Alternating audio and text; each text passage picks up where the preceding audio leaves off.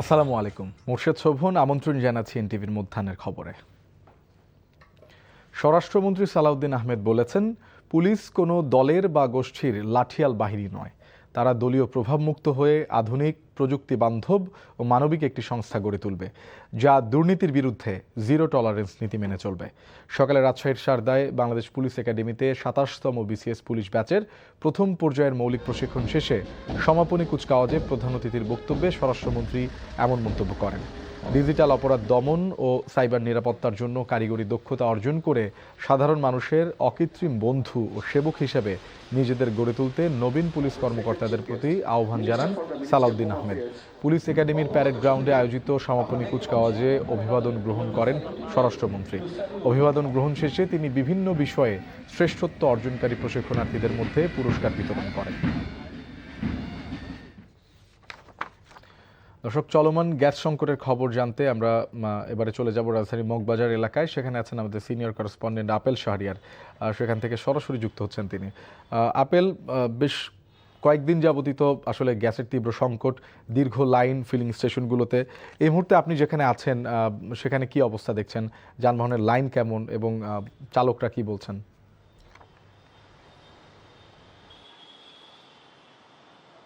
Gas সরবরাহ স্বাভাবিক না হওয়ায় ফিলিং স্টেশনগুলোর সামনে যে দীর্ঘ সারি যানবাহনে সেটা আজও দেখা গেছে।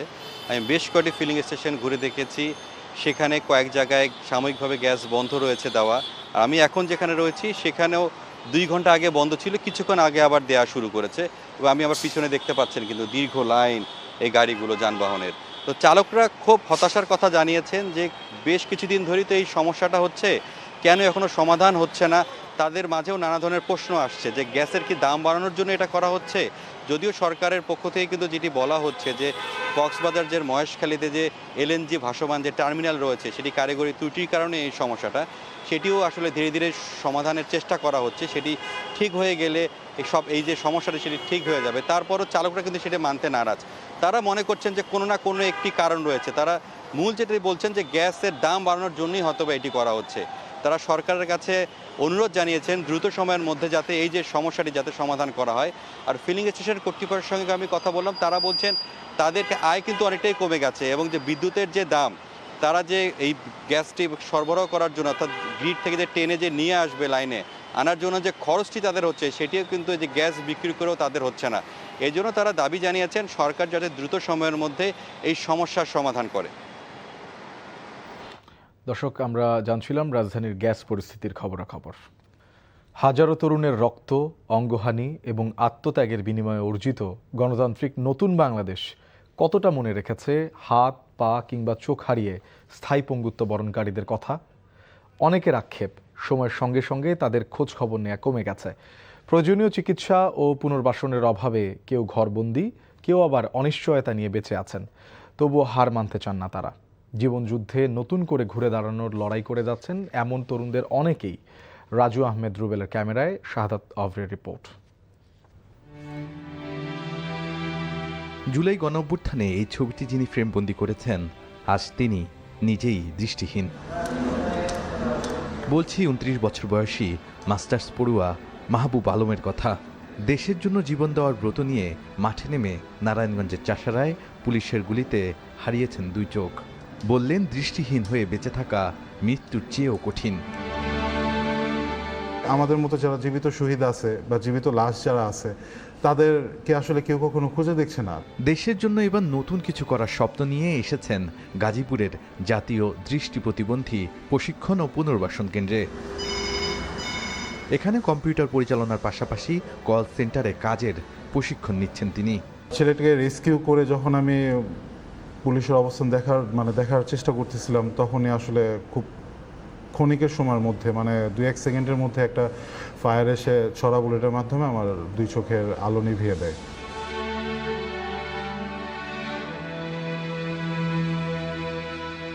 এখানেই দেখা হলো চট্টগ্রামের মোহাম্মদ আমানুল্লাহর সঙ্গে।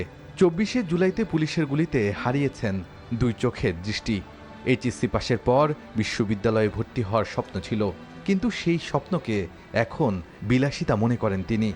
নতুন বাস্তবতাকে মেনে নিয়ে জীবন সাজানোর চেষ্টা করছেন তিনি। আশায় আছেন পুনর্বাসনের। যখন ফায়ার করে তখন আমার পিঠে লাগে, তখন আমি সাথে সাথে মুখ ঘোরানোর সাথে সাথে হচ্ছে আরেকজন আমার চেহারা বরাবর হচ্ছে তাক করে ফায়ার করে কাছ থেকে। তো এরপরে আর আমি আসলে বলতে পারি না। যখন গভর্নমেন্ট নিজে আমাদেরকে ভরসা দিল, আশ্বাস দিল, যে হচ্ছে প্রতিশ্রুতি দিল এক পর্যায়ে যে আমাদের ট্রিটমেন্ট, পুনর্বাসন সব কিছু ওনারা দেখবে, তো তখন আমরা আশ্বস্ত হইলাম। বাট ওই পুনর্বাসন তো খেলা চলতেছে।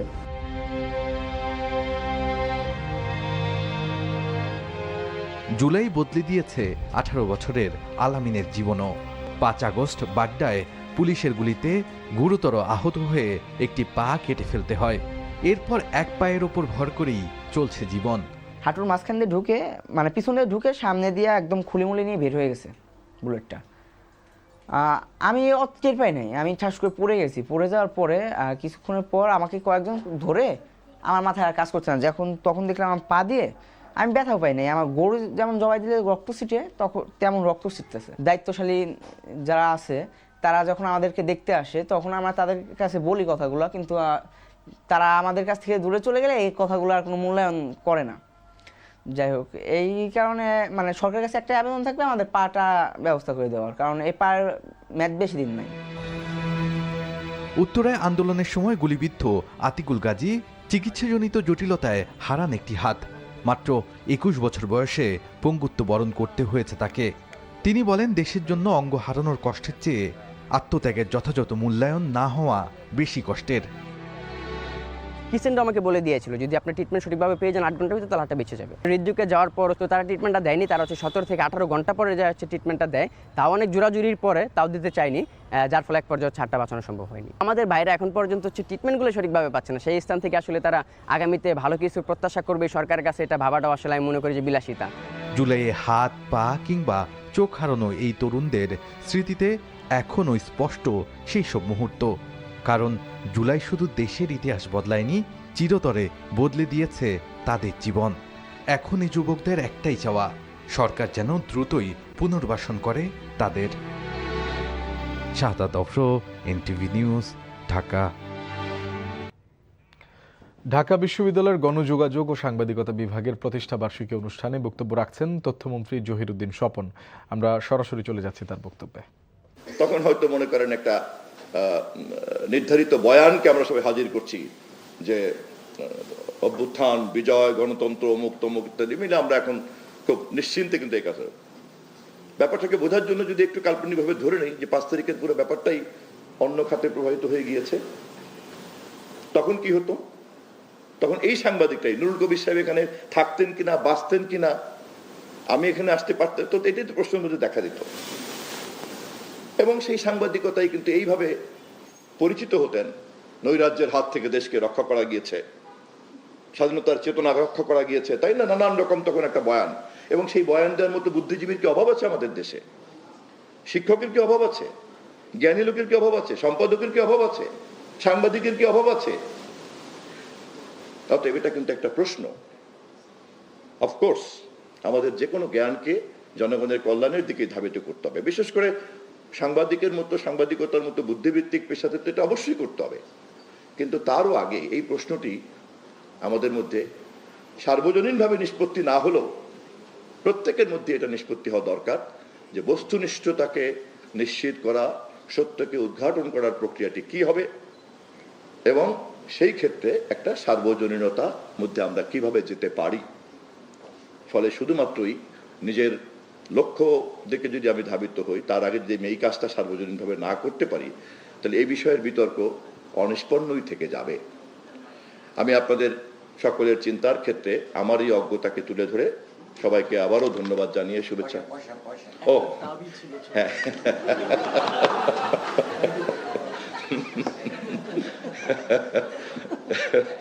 আমাদের কবিবার জন্য একটা তালিকা দরকার। এবং আমাদের গণযোগাযোগ সাংবাদিকতা বিভাগের দাবি, তারপরে আবার কবির ভাই একজন সম্পাদক পরিষদের সভাপতি উনি, আমি আবার তথ্যমন্ত্রী। আমি দর্শক, ঢাকা বিশ্ববিদ্যালয়ের গণযোগাযোগ সাংবাদিকতা বিভাগ থেকে এতক্ষণ শুনছিলাম তথ্যমন্ত্রীর বক্তব্য। কোনো ধরনের অনুমোদন ছাড়াই ঝুঁকিপূর্ণ অবস্থায় ভোলার বোরহানুদ্দিনে গড়ে উঠেছে গ্যাস ভিত্তিক কাঁচের চুড়ি তৈরির কারখানা। ফলে চরম ঝুঁকিতে পড়েছেন সেখানকার শিক্ষা প্রতিষ্ঠানের ছাত্রছাত্রী সহ সাধারণ মানুষ। নিরবিচ্ছিন্ন গ্যাস সংযোগ পেতে ব্যবহার করা হচ্ছে গভীর নলকূপ। ভোলা থেকে আফজাল হোসেনের পাঠানো রিপোর্টে বিস্তারিত।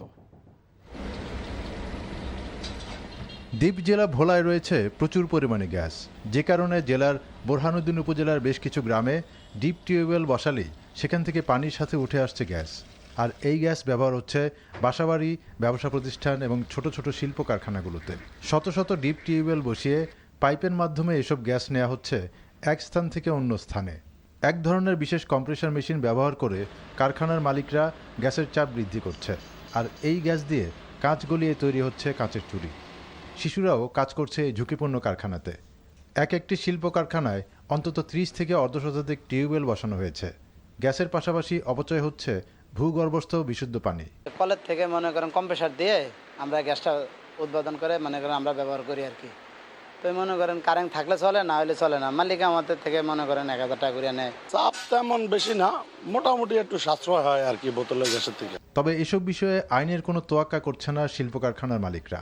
নিচ্ছে না সরকার কিংবা স্থানীয় ইউনিয়ন পরিষদ থেকে কোনো ধরনের অনুমতি। আইনে যে সমস্ত বিধিবিধান আছে ওই বিধিবিধান মেনে তো আর এখানে চিন্তা ভাবনা করা যায় না।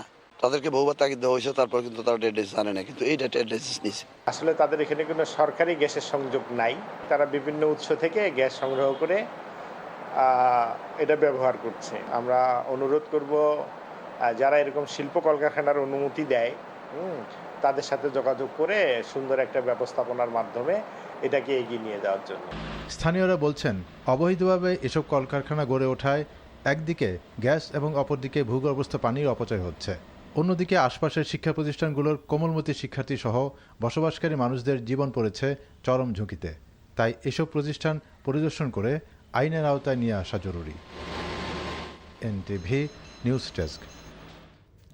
এই ছিল মধ্যাহ্নের খবরে। এই খবরের ভিডিও সহ আপডেট জানতে ভিজিট করুন এনটিভি অনলাইন www.ntvbd.com।